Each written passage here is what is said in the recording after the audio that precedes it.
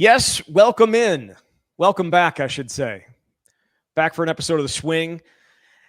For anybody that's been paying attention, Wisconsin added the final piece of their roster this week. And if I'm being completely honest, that's what we were waiting for before we wanted to finish up and get a recap of what the offseason has been like for the Badgers. I don't recall the last time we did an episode. I want to say it was like early May.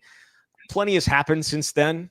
And we felt it would be best to have somebody that's been all over it and deeply involved in it on the show today. So Joe Krabbenhoft, the assistant coach for the Badgers, will join us for about a half an hour here coming up in a little bit.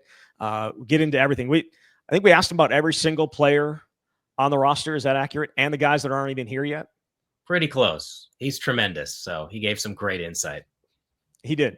So we have Nick Boyd and Andrew Rohde and Austin Rapp and all those guys get a feeling of how they got here and also how things are going so far and maybe some of the questions that he still has about the roster. It's July 3rd, so there's still plenty to be figured out, roles to be figured out, but we'll talk about that with him coming up here in a few minutes. But I think I wanted to start with Wisconsin's newest addition, and that being Elijah Gray, the forward from Temple, spent a couple of years at Fordham as well. 9 points, three rebounds last year, but they needed help in the front court, Jesse. We know that was the case, obviously losing Xavier Amos and a number of other guys, but they didn't have it. There's not a ton of backups there or a ton of bodies there in the front court. It's a rotational piece with experience, which is exactly what Wisconsin needed. And I talked to Greg Gard, I want to say sometime in May, for a story that ran on Badger Connect in the first week that I was there about their transfer portal process and really everything that went down to try and put together a class and really rebuild the roster. And even at that time, at the end of our conversation, he was saying we still need one more, and whether that's going to be an international player or someone from the portal, whoever it is, we need one more body, because now we know that the rosters are set where you are going to have 15 players, and they needed number 15. So I don't know exactly what people would have expected at this stage of the game, but to get a player with that much experience, who's been at a couple schools, who can come in and understand his role, whatever it may be, is a nice add for Wisconsin. It's a nice ad for Wisconsin. And again, we'll see. They have a number of bodies there that are going to be fighting for playing time. We know, or we think we know, what that starting lineup's going to look like, right? We think it's going to be Nick Boyd. We think it's going to be John Blackwell. We think it's going to be Andrew Rohde. We think it's going to be Austin Rapp. We think it's going to be Nolan Winter. And obviously, Jack Janicki is a guy that certainly is going to figure into the rotation in the backcourt. You would think Braeden Carrington as well, the transfer from Tulsa via Minnesota. And then it's kind of like, all right, well, who else wants to step in? Obviously, Elijah Gray, Ricardo Greppi is a guy that's going to have a role. And you also hear Joe Krabbenhoft talk about Will Garlock in high terms. Would you say they were pretty significant praise for him, for sure? I would say effusive praise, no doubt. You can tell how excited Joe is, and I'm eager to see what this group looks like. So again, those are that. They have a number of guys, but the depth, I think, was the concern. I love the starting lineup. I think that starting lineup can compete. It's who else can they have off the bench that's going to help. And again, getting Elijah Gray at this point, it's this late in the game is a big add. Yeah, I would throw in Zach Kinziger too. We mentioned Will Garlock, but the other in-state guy, Kinziger, and I wrote about him not too long ago. Like, a top 100 player from the state that you end up getting, and the fact that he had, I think it was 5 scholarship offers by the time he committed to Wisconsin. You can go down the list of top 100 guys. There are not going to be that many that only have that many offers, and the only reason he didn't get more is because he committed to Wisconsin so early, and if anybody even expressed interest, it was immediately shut down. I think most schools knew. Even talking to his high school coach, like, is it worth us getting involved? Because he's committed to Wisconsin. He's a Wisconsin native. There is a lot to like about him, but yeah, there are so many pieces to figure out when you have, 8 new scholarship players. And for as much as Wisconsin does talk about retention, and that matters in the transfer portal era, you're going to consistently need to turn over your roster. And I'm with you, Zach. I really like what they were able to accomplish through the transfer portal. This is a process that started last summer. I think that's probably the biggest evolution overall in terms of what a staff has to do, because even a couple years ago, take the AJ Store season, for example. I don't think they were thinking the previous summer about what's the portal going to look like. You maybe get to February and you think, okay, what are our needs going to be? But they knew there's 6 seniors that are going to be gone. You're going to have 15 players. Where are you going to get those pieces? So there are a lot of things that this staff had to do in advance of the portal window hitting. But I'd also say nobody wants to lose in the NCAA tournament. But for the purposes of getting the portal guys, pretty good timing. You don't want to lose to BYU at March 22nd. The window opened March 24th, and they got there at 9 a.m., and they were ready. And those starters or projected starters were in the portal on day 1 or day 2. So they were able to make headway immediately. Well, and you'll hear Joe mention it. They were conferring in the back of the locker room after the BYU game about what's next. And again, that process had not started. Tells a great story about how Nick Boyd got on their radar as well. So those are certainly things you have to think about. There's 2 guys that are not here yet, right? Hayden Jones, the freshman, he's playing, what is it, in the World Cup? Is that what it is? I don't know what the hell it is. There's so many competitions over there. It's insane. But either way, New Zealand in a major tournament. And played against China on Wednesday morning and had a really good game. So he's not here yet. We'll see exactly what, if any, other impact he could have. But I think more to the point of a backup big and trying to find some pieces in the front, Alexis Bieliauskas is also not here yet and won't be for a little bit. He's going to be playing in the under 20s something for Greece, I think it was. Was it for? I think it's in Greece for Lithuania. Yeah, for Greece. In Greece for Lithuania. He was another guy that was mentioned as a potential helping factor there too. Yeah, they needed. That was a later add too. He's in this freshman class, but I think it was really interesting to hear Joe talk about it, and you'll hear it just what is required to try and find some of these international players. It's a lot of effort, but they can make a huge impact right away. So eager to see what he'll be able to do here. And when you get a chance to play international competition, it obviously only makes you better when you come over here. He did say he thought he'd have a role. I don't know what that role will be. But also Ricardo Greppi is another guy that was not here at this time last year and kind of had to come in and behind everybody else. And that's tough. That was tough for him to do. And but he's a big body, and we know Nolan Winter, at least last year, there were some times where he'd get in foul trouble, and you could just throw Steve Crowell back in there. You don't have that. You don't have a 7-footer you can throw in there right now that you feel great about. You have some bigger guys on the team with Greppi and Garlock that are possibilities. I don't think Austin Rapp. You can disagree with this. Do you think he's? I don't know that you can put him at the 5.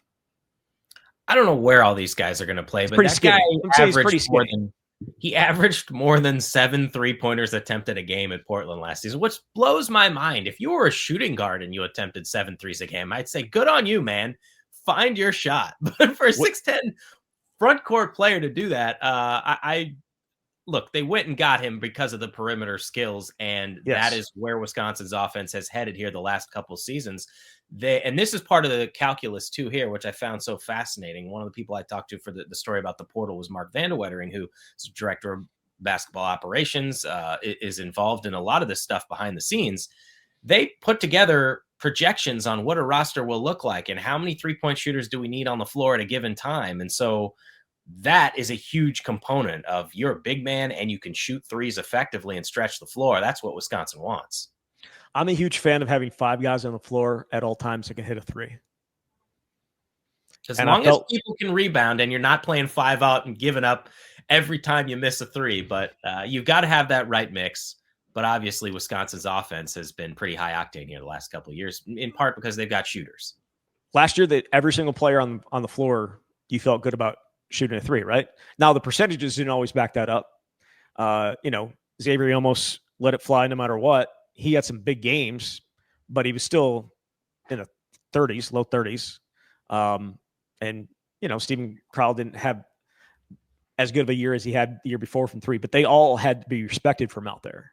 And that was, I think, is John Tonje was obviously the engine and John Blackwell was a huge part of it. But having being able to spread guys out allowed those driving lanes to open up much easier than perhaps when you had a power forward that could not hit a three, which was the case the previous 3 years, and no shots at Tyler Wall. But that's just if you have somebody that they don't have to cover from the outside, it's a problem. And I think for the most part, most of the lineups that Wisconsin puts on the floor this year are going to be lineups that you have to guard everybody. Yes, very much so. And the backcourt thing too is really fascinating. We talked about the front court, but what do Nick Boyd and John Blackwell look like when they play together? Because Boyd is an established playmaker who's done it at multiple schools. Obviously, when he was at FAU, was a part of a team that went to the Final Four, so he's been in big moments. And John Blackwell, man, I know he took a huge leap his sophomore year, but I expect a massive leap this year, to the point that I'll be surprised if he's not in the NBA draft next year. I mean, again, you have to go earn it, but he, to me, is going to be the star of the show this season. And him and obviously Nolan Winter and Boyd, but I think Blackwell is primed for a massive year and got a lot of confidence after training in Los Angeles and going to these workouts. He worked out for 4 NBA teams. And by all accounts, I know he wasn't one of the 75 players invited to the NBA Combine. That would have been asking a lot when you consider all the seniors and international players and whoever else may be a part of that.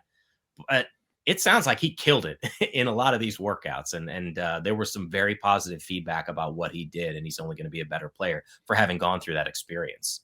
Absolutely. And I've looked at some of the early projections for 2026. I haven't seen him in there, but I've seen Nolan Winter in there. And when you have the ability to shoot it like he can at his size, that's obviously going to turn heads.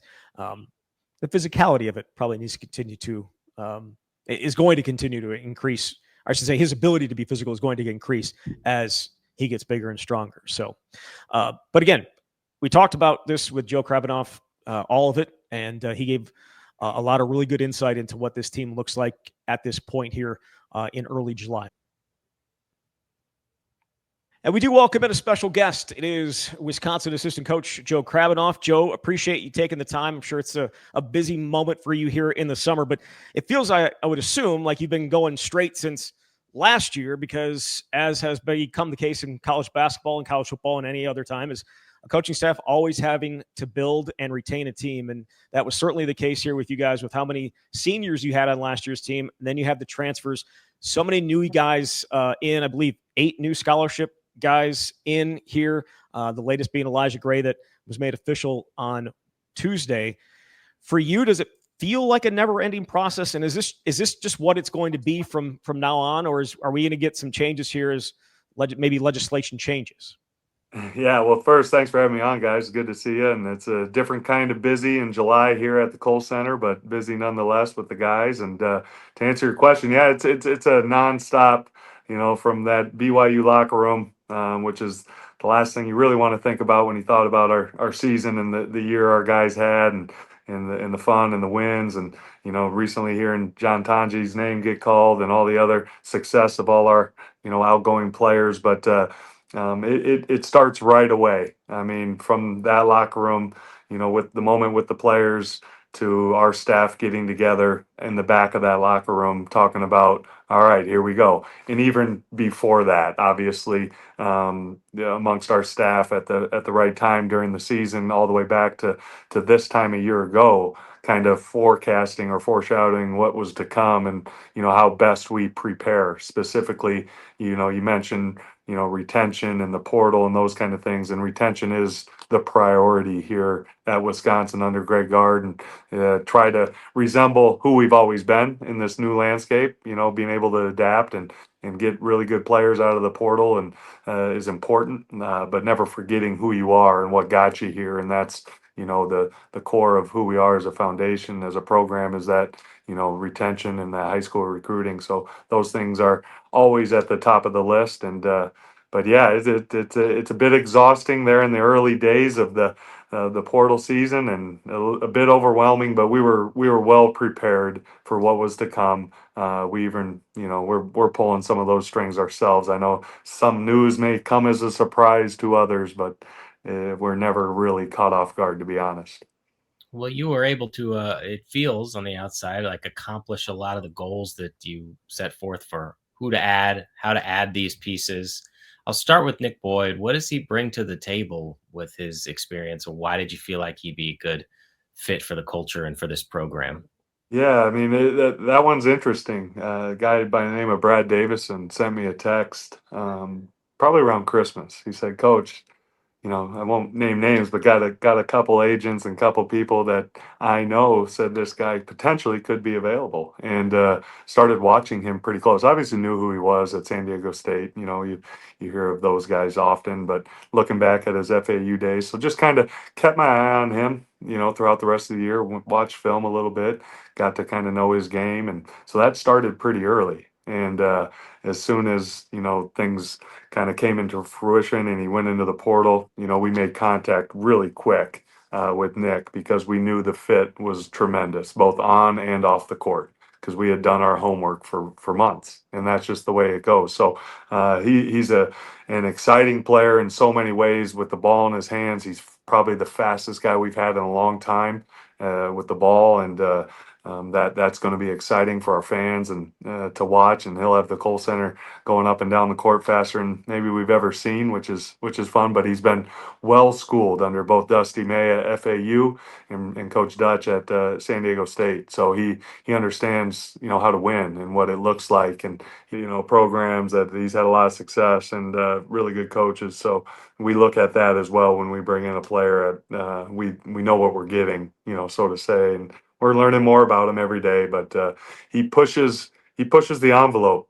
His competitiveness is up there with some of the guys we've had, Johnny Davis and Brad Davison, guys who just bring it every day. You almost got to pull them back a little bit, and you'd always prefer to coach from that standpoint. And he's just a lot of fun to be around. Another guy that you guys probably did have knowledge of way before was Andrew Rohde, obviously being from the state and him ending up, and then ending up one spot and then going to Virginia. You at least knew about him. Was that recruitment relatively easy? Because you guys tried to get him the year before, correct?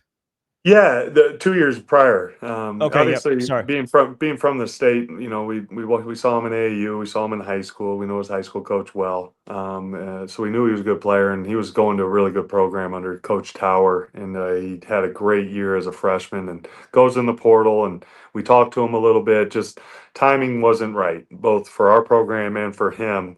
To be a Badger, and it's neat how things work out. He goes to a great place and played for a coach that we all respect, and Coach Bennett. One thing led to the next at Virginia. He's no longer Coach Bennett's no longer there, and Andrew's back in the portal looking for a home, and the timing was right. Our systems had changed the way we're playing a little bit. His game has matured. His defense has gotten a lot better under Coach Bennett, that's for sure. And it was the right fit this time. So it didn't take long for both sides of the table to figure that out. Both Rohde and his family and his advisors and our coaching staff and Coach Guard, really wanting to add an experienced, well-rounded player who's been another one, like we mentioned with Nick, played for two great coaches and really good programs. So he's coming in with a lot of experience, and he's ready to help this team win. And he was excited as I think back to like Max Klesmit and Kamari McGee and some of those guys, right? When they leave and then they have an opportunity to come back and put that uniform on, that really was important to Andrew. And obviously I think that's really neat and what's made us who we are. You got guys from the state that wear that W with a lot of pride, that gets you through some of those dark days, some of those tougher days throughout the year. And Andrew's going to be able to be one of those leaders for us, even though he'll be here just for a short time, because he understands what it means to wear that jersey, and he'll wear it with pride. Austin Rapp seems like the kind of front court player that fits what Wisconsin has liked with his ability to stretch the floor. Is that the biggest part that stood out to you when you watched his film, or what else made you feel like he could be a part of this? Yeah, I mean, that's obviously the first thing that stands out. I mean, he's big, he's got big shoulders, he's all of 6'10", and he shoots 8 or 9 threes a game. I mean, it's really exciting. It fits the new game, and certainly the way we're playing and trying to play a little faster and deep range and being able to stretch the floor for the guards to make plays. And he popped out right away on film. And then as we got to know him, and we got to know his family and kind of his background and a lot of the connections back to Australasia, as Kirk Penny would say, to New Zealand basketball and Australian basketball, it came together really nice for us and for Austin as well. That this will be a great home for him to continue to develop and get to his dreams and his goals as a player. And I think it's currently,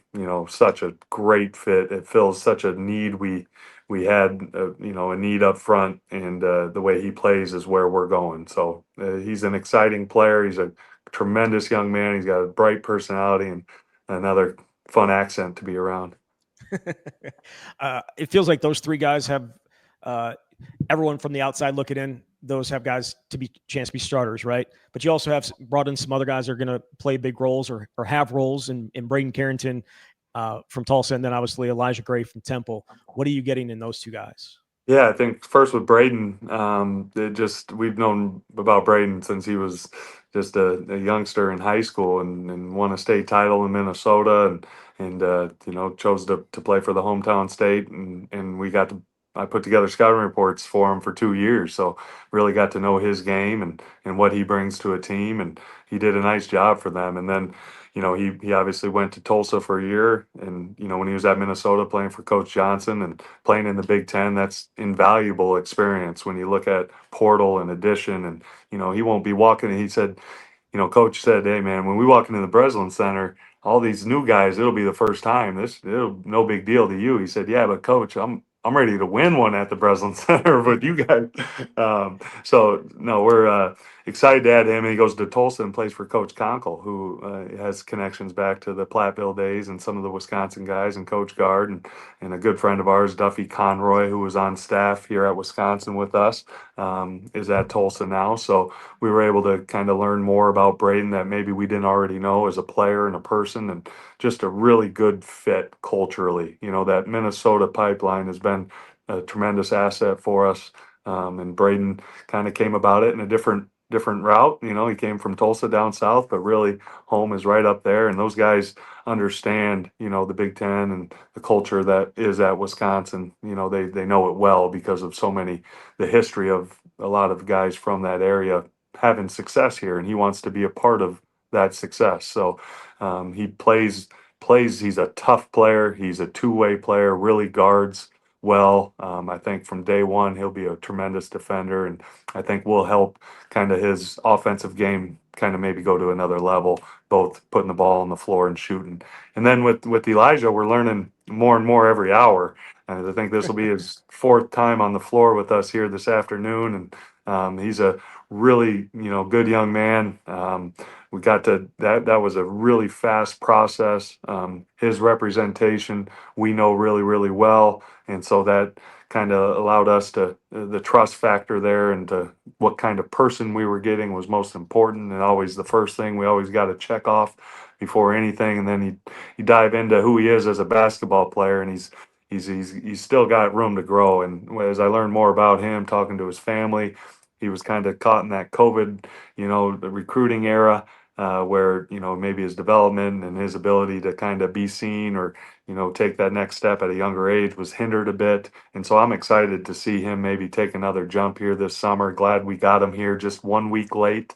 So he's been with the guys now for about 8 days, and his growth will be tremendous. But playing at Temple in the A10's a good spot. Fordham, he's playing that East Coast game a little bit, understands that, different styles, different levels. So he'll be able to bring some experience to the locker room, and another really good young man that said, man, I want to, when we show him all that Wisconsin has to offer, we have pictures and videos of the Kohl Center and the practice floor. And he paused and said, man, those banners, like, I just want to be a part of a winning culture, and even being from the Charlotte area and playing at Temple, like, everybody knows the culture at Wisconsin is all about winning.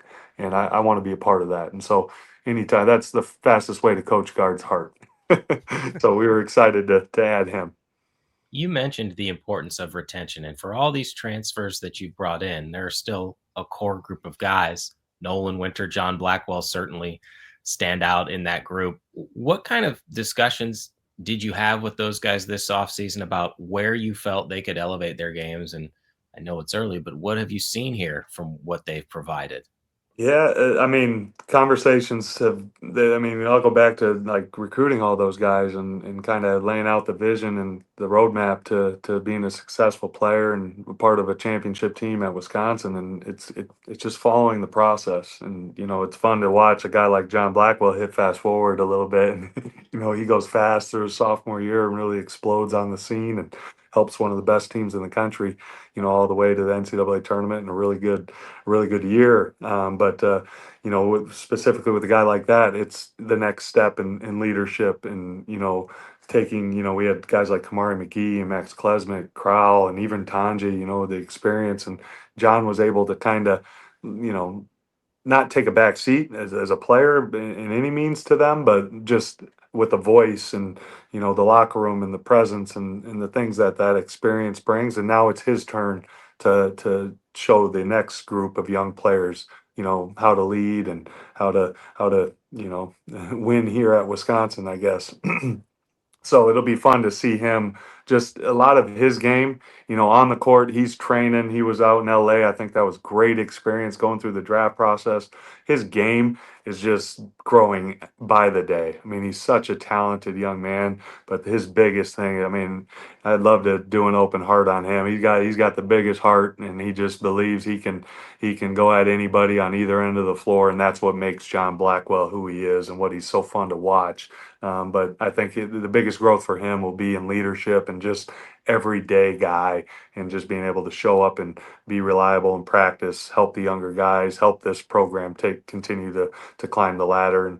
And with Nolan Winter, I mean, you're still watching the development of a young big, right in front of our eyes, and we've all watched it here for decades, and so many good players, and Nolan's carving out room for his name amongst some of the really good ones over the years. And we'll see. We'll see what he decides to do. It depends on how many steak dinners and good protein that Jim Schneider and our staff can put on him, because the bigger and stronger he gets, the more production you're going to see. I mean, he's just so talented. It's just getting his body and his strength up to speed with his ability, because there is no ceiling for him. He can be a really, really good player. And I think a guy that, in this time of month and a year or two from now, you'll be hearing his name being called, because I think he's got that kind of talent. And then the other guy with Jack Janicki, we saw what he was able to do in spurts for this team last year. I think that's gonna be a guy where it's like, kind of the expectation is he takes the jump, but we see a really big jump from him. I mean, he is a talented player. He's kind of, guys follow his lead. He doesn't always have to say the most. Names like Josh Gosser come to mind when I see just how he is as a teammate and a player. Different game, but same impact. You got to have him on the floor. I mean, coach and him are really developing a good bond, a good trust there, and that's important in a young player. But getting him locked up was just as important as anybody else in this program, and we want him to be a Badger for a long time, because that's how you win championships at Wisconsin, with guys like that. So you guys also have 3 freshmen coming in as well, and I'm wondering for you, we could talk about the guys, but I'm just wondering for you and for the staff, has your approach to high school recruiting changed because of the transfer portal? Has it? Because you guys put in so much effort with certain guys. You spend like 3 years recruiting a guy. He gets here, spends 6 months here, and then he's like, this isn't, I'm going to go somewhere else. Or you guys agree that maybe they should go somewhere else. Has it changed at all the way that you approach high school recruiting? I think it's fair to say it's changed. I don't think there's a negative light to that by any stretch of the imagination, because it's still really, really important. I mean, I think we just talked about 3 of them there with the retention. All those guys came from White Bear Lake, Lakeville North, and now to Detroit high schools. So it's important that we continue to get the right guys. And that sounds familiar, right? That's no different than what we've been trying to do for a long time. And you're not going to bat 1,000. I think our percentages over the course of decades here before I even came has been really, really good. And that's because the first box you check is what kind of person are you? What kind of teammate are you? How about that academic piece of this, and how important is that? Because here, to Coach Guard, our staff, our administration, and our school, it's a very important piece. So, you continue to try to check those boxes, you're going to strike, you're going to hit more often than not. And I think when you look at who we brought in this year, and Will Garlock and Zach Kinzinger, specifically those two, because there's another one from New Zealand that we can talk about. But with Will and Zach, they check those boxes. We knew those names by the time they were 12, 13 years old, and we knew those families really, really well, and got to talk to those teachers and those coaches, and those boxes were checked real early. And then you start, you watch a guy like Will develop, and he's going to surprise some people. He's pretty good. He fits in this system and the way we're playing really well. And Zach, the pedigree he comes from up in De Pere, and his brothers, and just a really mature player that I think is going to have an opportunity to be a guy, in a year or two from now, we're talking about as a key piece to this program's success going forward. And you can never count out really, really good high school players, and there's some really good young ones coming up in this state and in the Midwest and all over the world now. And that leads me to Hayden Jones, right? Young player who I woke up at 5 this morning to watch his game versus China. And and he has a teammate that I don't know if I can technically talk about, which is crazy. There's rules still like that, but Hayden is coming in after he's done playing in the World Cup there in Switzerland, and by way of New Zealand. And we all know the story of Kirk and his ability to help get him here. But another young player, high school player, that's gonna help this program continue to stay where we need it to be and take that next step. So the high school recruiting is important. It's important to the state and to our fans, and people who've been a part of this program, which is our entire staff. That's how we all got here. But it's neat because you got a guy like Sharif Chambliss, grew up in the state, went to Penn State, and came back. So we're able to kind of draw upon a lot of our own experiences here, and continue to grow and keep this program at a high level. Another newcomer we haven't asked you about yet is Alexis Bielauskas. How did you find him, and what's the story behind his addition? What you think he can bring? Yeah, it's no secret. Like the agents involved in all these players, both here in Wisconsin, in the States, and abroad, are now playing a big role in this. AU coaches, high school coaches, agents, parents, like everybody's got their own kind of who they lean on the most. But in Europe, they're, I guess, in some ways ahead of where I think this is going to continue to go, and it's agents that drive this thing. And we had some connections. Kirk got played for Zalgiris, which is one of the best clubs in all of Europe. A guy by the name of Nigel Hayes played for Zalgiris a few years back, and Kirk Penny played for Zalgiris. They play in the Euro League, and Alexis Bielauskas is with Zalgiris, and the club's youth program is been run by and funded by Arvydas Sabonis. And that's why you've seen so many good Lithuanian big guys make it all the way to the NBA in a small little country, not very populated. And so as we got connected with this agent about, hey, we need some size, this is the skill set, they said, hey, we got a guy here in Lithuania. And Kirk's ears popped up and said, who's he play for? Zalgiris. Which club? Arvydas's club. Okay, great. Let's talk more. And you watch film, you do Zoom calls, you get to know him, you make sure, good person, good student, which is complicated.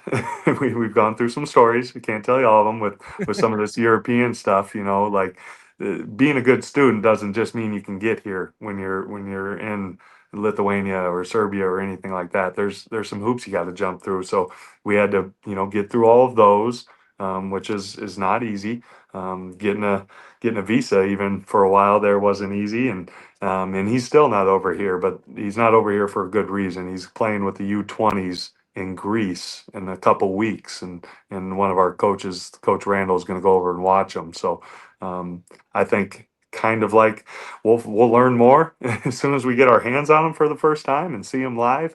But everything we have learned about him from trusted sources is that he's going to be a really, really nice player, and he's going to, he's tough. He's got that kind of the like I mentioned, the pedigree with those Lithuanian bigs. He's kind of supposed to be over in that country. They talk about him being the next in line. You got guys, Matas, this big guy. He's at Texas. You got a couple guys in the NBA. What's the coach of the U20 team is he played with Steamer. He was a good NBA player for a long time. Anyways, there's a lot of really good Lithuanian basketball going on, and I'm excited to see what Alexis brings to Wisconsin. So roles are going to be determined. They're not, no one's, that's still going to happen here, right? Mm-hmm. But for you, when you look at some of the spots that you have questions about, maybe if, Nolan's in foul trouble, there were times last year where that happened. You could just throw Steve back in, right? Mm-hmm. Who would be that backup big? And also you mentioned Nick Boyd as a point guard. Him and John Blackwell. What is that exactly going to look like? Is John going to be back at a different spot this year?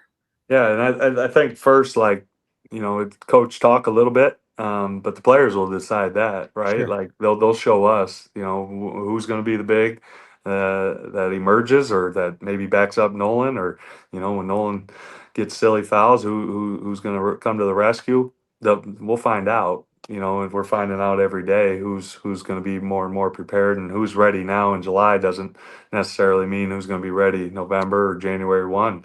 But Ricardo Greppi has really grown. I think he missed out. This time last year, I didn't know who Ricardo Greppi was in July, and we were without a big. And then it was mid-July or late July by the time we learned more about him and were able to add him. And I remember it was September 1 or Labor Day weekend. I was rushing to the Kohl Center from a golf outing to pick him up from the airport. And I was just hoping he was actually 6'10", 6'11". By the time I saw him. And then, he hits his first day. We're on the hill, and the guys already know the offense and know where the classrooms are at, know where their locker room's at. He still doesn't know what time zone he's on. And here we are in September. So my point is his growth has been tremendous from that point to now, and where he's going to be in another, 3 to 4 months is exciting, because he's still just a young player that can hopefully help this team in some capacity. I mentioned Will Garlock, being something we haven't seen around here in a long time. His size, speed, and athletic ability is as good as as I've seen, run into the rim and finishing above the rim. We use the phrase, he makes it look like a Nerf hoop. We've played against a lot of guys who make it look like a Nerf hoop, Zach Edey, Kofi Cockburn. I'm not saying Will Garlock's there yet, but in some of these workouts, it's exciting, the potential there. And then, obviously we talked about Alexis, and I think he's going to be able to help this team for sure. Just his experience over there. He's a little older than both those guys. And then Elijah and Austin Rapp rounds out the front line. So no real answer there, but I like our depth, and kind of we're learning more every day, kind of what that group's going to bring. And then in the backcourt, exciting combination of Boyd and Blackwell. I think you got those two really complement each other well. They push each other every day. Super competitive dudes that just are hungry to win every drill, every game. And who kind of emerges behind them, we'll find out. Janicki's gonna be right in the mix, and he's gonna help this team win a lot of games. And Rohde's got that experience. We mentioned Braeden Carrington, and the two young bucks in Kinzinger and Hayden Jones. Both those guys, the experience Zach's had and winning at a high level in the high school state here in Wisconsin, and then what Hayden's doing. Watched him put up 19 points, 8 rebounds, and 4 assists today against China, on a big stage. And it's going to be exciting to get him here. So I like our depth so far, and who emerges from the group, that'll be the Coach Guard I'll use his phrase. They'll show us. They'll tell us who emerges. Joe, here's my last question for you. When's the last time you got in there and scrimmaged with the Wisconsin team or mixed it up a bit? December 11th, 2019. And on December 13th, I was under the knife fixing my Achilles tendon. I didn't expect that specific of an answer.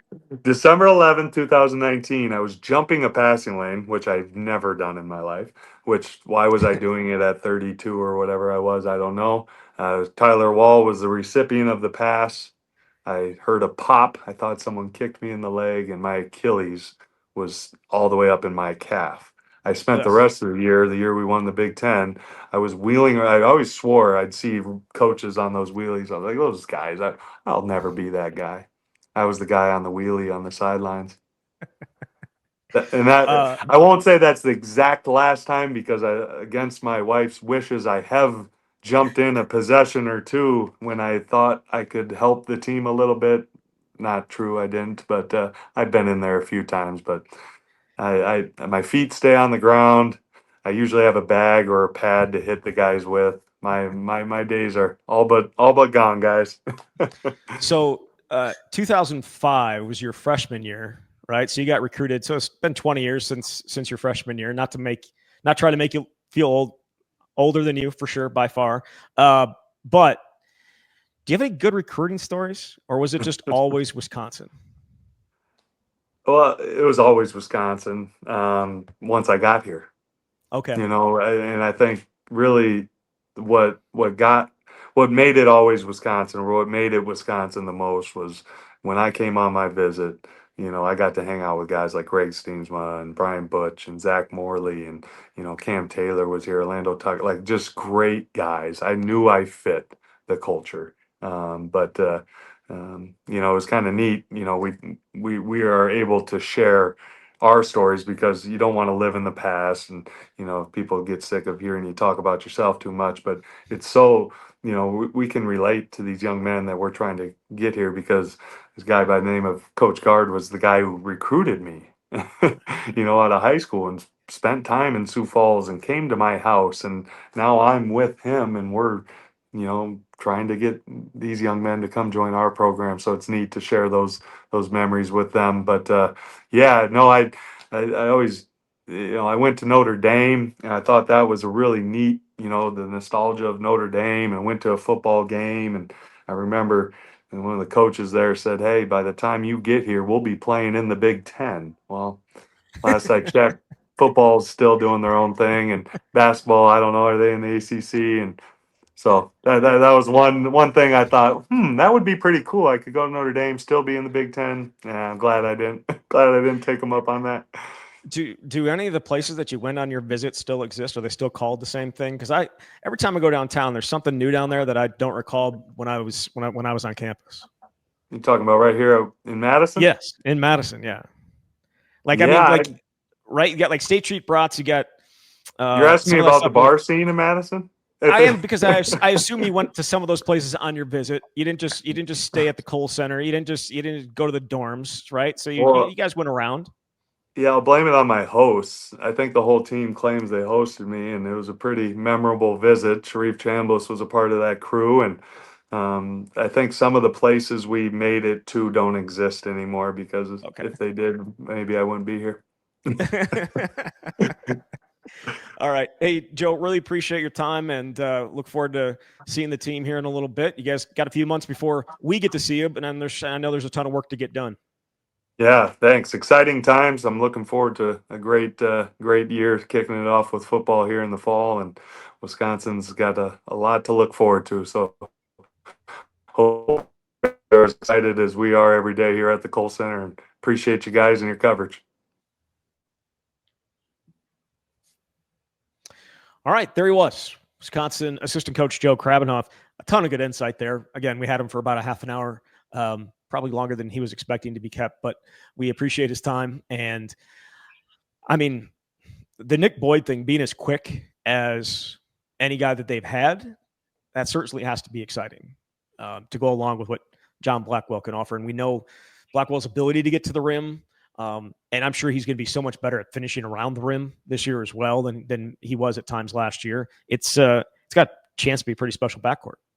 Yeah, I certainly think so. Eager to see what Boyd looks like, but this is what you wanted in an offense like this when you're trying to move the program forward, when you're coming off a year when you scored more points per game than any Wisconsin team in 54 years, I believe it was. So obviously, can you limit your mistakes and your turnovers? Because that's still super important in Greg Gard's system. But I think the combination of him and John Blackwell has a chance to be really good. And I know I was talking previously about Blackwell and his NBA workouts, but some of the feedback that he received, getting to the rim and being able to finish there, be more explosive there, was one of the key talking points. And the other thing is just improving as an outside shooter, because when his minutes and his shot attempts went way up last season, his 3-point percentage dropped, and that's understandable. You have tired, heavy legs, and you're asked to carry more of the load. But I just think that he's in a real position to thrive here, and those two guys are going to be a problem for a lot of teams.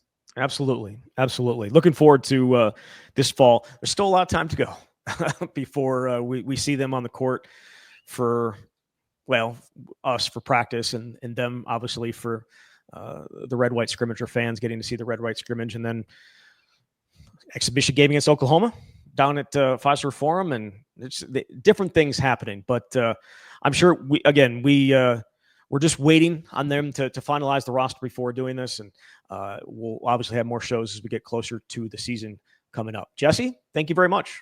Thanks, Zach. All right, there he is, Jesse Temple from Badger Connect. You've been listening to The Swing.